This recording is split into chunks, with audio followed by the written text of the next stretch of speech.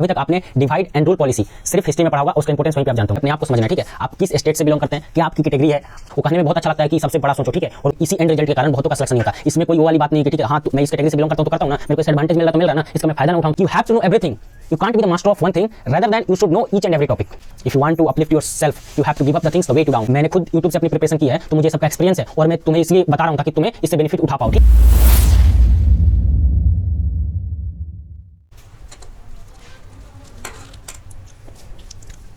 Hello दोस्तों, welcome to our channel. आज हम बिल्कुल टू द पॉइंट बात करने वाले हैं और आज के वीडियो का टारगेट है हमारा नो मोटिवेशन ओनली सिलेक्शन। आज हम बिल्कुल वो रिलेवेंट बातें करेंगे जो आपके सिलेक्शन के लिए इंपॉर्टेंट हो। वीडियो का लेंथ काफ़ी छोटा रहने वाला है, तो आप वीडियो को लास्ट तक जरूर देखना, काफ़ी ज़्यादा बेनिफिट होने वाला है, ठीक है।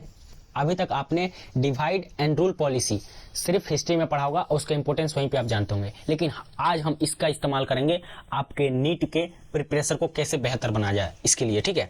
तो divide and rule policy actually है क्या और आपके लिए कितना बेनिफिशियल हो सकता है, तो बिल्कुल आप इसको समझिए, ठीक है।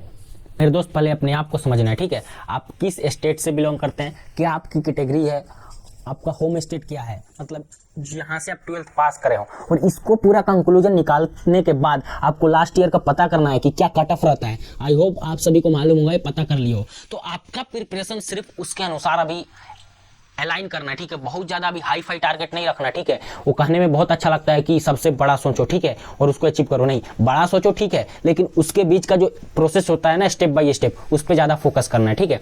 अभी तुम्हें पूरे अब डिटेल पता कर लेना है, ठीक है। और नहीं पता किया अभी तक तो आई होप थोड़ा बहुत टाइम निकाल के जो कर सकते हो, ठीक है। तो पहले अपने आप को समझ लो, ठीक है, और फिर पता करो कि एग्जैक्ट तुम्हें क्या चाहिए रिक्वायरमेंट, ताकि आप कितने मार्क्स पे गवर्नमेंट कॉलेज मेडिकल ले पाओगे। अगर ये आपको पता चल जाता है तो आपका प्रिपरेशन में ये टारगेट होना चाहिए, फर्स्ट मॉक टेस्ट जो दे रहे हो, कि आप क्या उतना मॉक टेस्ट में ला पा रहे हो जितना आपको चाहिए। अगर आंसर है यस, तो घबराने की कोई बात नहीं है, आप बस मॉक टेस्ट देते रहो, आपका और इंप्रूवमेंट होगा, आप और अच्छा कर सकते हो, ठीक है।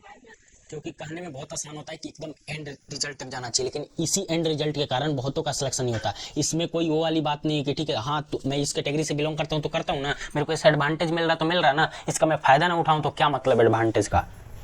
तो आपको जितना चाहिए क्या उतना आप ला पा रहे हो, नहीं ला पा रहे हो तो आप उसके अनुसार आप टारगेट अलाइन करो कि आपका कौन सा सब्जेक्ट वीक है, कौन सा स्ट्रॉन्ग है, तो उसके अनुसार प्रिपरेशन करना चाहिए। अगर आपको 400 चाहिए सिलेक्शन के लिए तो अभी 600 का टारगेट नहीं करना, आप 400 ही पहले लाओ टेस्ट में, फिर 600 बाद में देखना, ठीक है।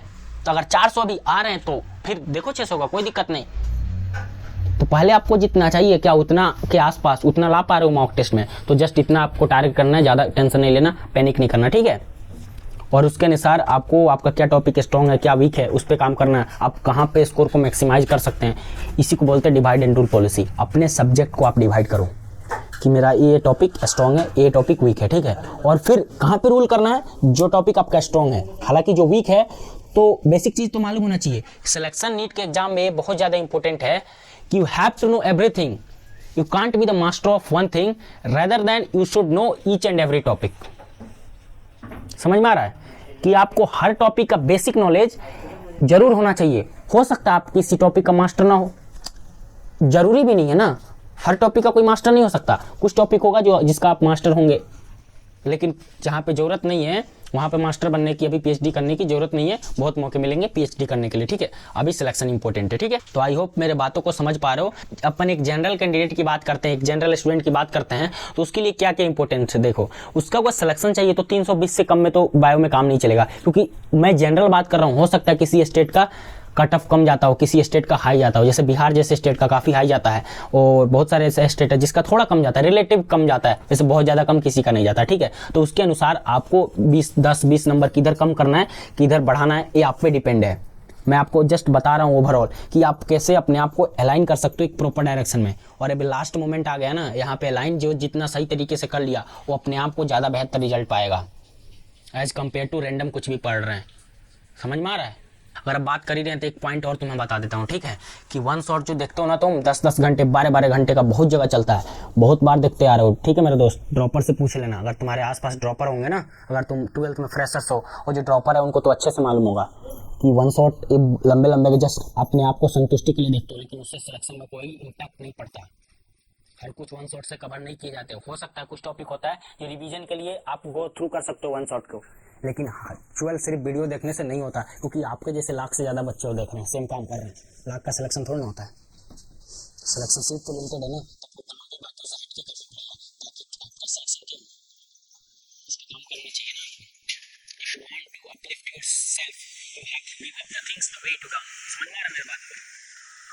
अगर अपने आप को किसी अच्छे जगह पे चाहते हो ना, तो जो जो चीज तुम्हें डाउन कर रही है वो चीज को छोड़ो। समझ में आ रहा है? अगर आपको जरूरी है मॉक टेस्ट देना, मॉक टेस्ट दोगे तो भी आपकी औकात पता चलेगी, आप कहाँ स्टैंड करते हो, तो उसको दो। ये ना कि मॉक टेस्ट बार बार छोड़ रहे हैं, ठीक है? क्योंकि मॉक टेस्ट नहीं देना अपने आप को खींच रहा है कि तुम सिलेक्शन से दूर जा रहे हो। समझ में आ रहा है? तो जो जो चीज आपके सिलेक्शन से दूरी बना रही है उस चीजों को चेंज करना है, ठीक है? तो अपन एक जनरल कैंडिडेट की बात कर रहे थे, तो उसका क्या 300 या 320 से ऊपर ही बात बनेगा ना, उससे कम में तो बात बनेगा नहीं। तो उसको बायोलॉजी में इतने नंबर तो टारगेट करना ही पड़ेगा। अब फिजिक्स उसका कैसा है, केमिस्ट्री कैसा है, तो उसमें एडजस्ट कर सकता है कि अगर किसी का फिजिक्स बहुत अच्छा हो तो उसमें 160 170 ला सकता है, और केमिस्ट्री थोड़ा डाउन है तो उसमें 140 से काम चला सकता है। लेकिन हाँ, इसमें तुम अपने आप को एडजस्ट कर सकते हो कि किसमें आपको 140 करना है, किसमें आपको 160 प्लस मारना है, ये आप पर डिपेंड करता है। लेकिन एवरेज 150 प्लस ला सकते हो आसानी से फिजिक्स में, क्योंकि मैं मानता हूँ, एग्री करता हूँ कि फिजिक्स में हर साल 10 क्वेश्चन, 8 से 10 क्वेश्चन थोड़े अच्छे होते हैं। समझ में आ रहा है? आज 5 क्वेश्चन होते हैं जो थोड़ा और भी अच्छे होते हैं, और 2-3 क्वेश्चन थोड़ा अच्छे होते हैं, ठीक है? तो इतने क्वेश्चन को अगर अपन साइड कर देते हैं तो आपके लिए क्या इंपॉर्टेंट हो गया? 40 क्वेश्चन। 40 क्वेश्चन में अगर आप सही करते हो तो 160 नंबर होते हैं ना। एक दो गलती भी हो गया तो ठीक है, कोई देखो 145 150 तक तो पहुंच ही जाओगे, इसमें कोई दिक्कत होगा नहीं हुआ। तो मॉक टेस्ट देते समय लोग बहुत सारे क्वेश्चन अटेम्प्ट करते हैं, अपने एक्यूरेसी पे ध्यान नहीं देते। क्वेश्चन तो बहुत अटेम्प्ट कर लिया, लेकिन फिर भी मार्क्स कितने आते हैं? 200 250, किसी के 400 से तो बढ़ते ही नहीं है। तो बहुत लोग एक्चुअली क्या सोचते हैं कि उन्होंने क्वेश्चन कम अटेम्प्ट किया इसलिए उनके कम नंबर आ रहे हैं। नहीं, ऐसा नहीं। आप देखना अपने जाको एक्यूरेसी बार को, और क्वेश्चन देखना कितना आपने अटेम्प्ट किया होगा। आपने क्वेश्चन 500 600 वाले नंबर के अटेम्प्ट कर लिए होंगे, इतने नंबर के क्वेश्चन अटेम्प्ट कर लिया होगा आपने, लेकिन फिर भी आपके नंबर कितने आ रहे हैं? 400 से ऊपर नहीं जा रहे, किसी के 200 के नहीं ऊपर नहीं जा रहे, किसी को 150 ही आ रहा है, किसी का 80, किसी के 40, ऐसी भी कंडीशन है। तो यहाँ पे क्या काम करना है? अपने एक्यूरेसी पे काम करना है। जो मॉक टेस्ट देते हो ना, उसको एनालाइज करो अच्छे से। बहुत लोग मॉक टेस्ट दे दिया, हो गया। मेरे दोस्त एक बात बता दूं, जो मैं खुद फॉलो करता था कि मैं बहुत ज़्यादा तो नहीं पढ़ता था, हाँ, लेकिन जितना देर पढ़ता था उतना देर इफेक्टिवली पढ़ता था। मैंने खुद YouTube से अपनी प्रिपरेशन की है, तो मुझे सबका एक्सपीरियंस है, और मैं तुम्हें इसलिए बता रहा हूँ ताकि तुम्हें इससे बेनिफिट उठा पाओ, ठीक है? अगर आप किसी टेस्ट को देइए, ठीक है, ओके, लोगों को मन नहीं करता देने का। मेरे दोस्त, मेरे बहुत सारे ऐसे दोस्त हैं जिन्होंने टेस्ट में लापरवाही कर, देते ही नहीं थे, देते थे 40 नंबर आया, 10 नंबर, 20 नंबर, 30 नंबर नहीं दिया, उसके बाद से हो गया बार बार। ठीक है, मैं मानता हूँ डिमोटिवेशन आता है, देने का मन नहीं करता, लेकिन उसके बिना सिलेक्शन भी तो नहीं होता मेरे दोस्त।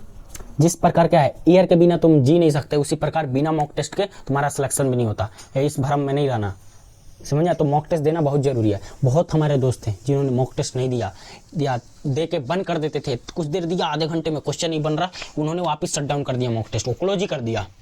ऐसे बहुत स्टूडेंट होते हैं जिस पे ध्यान नहीं देते, और बहुत सारे हमारे दोस्त होंगे ऐसे।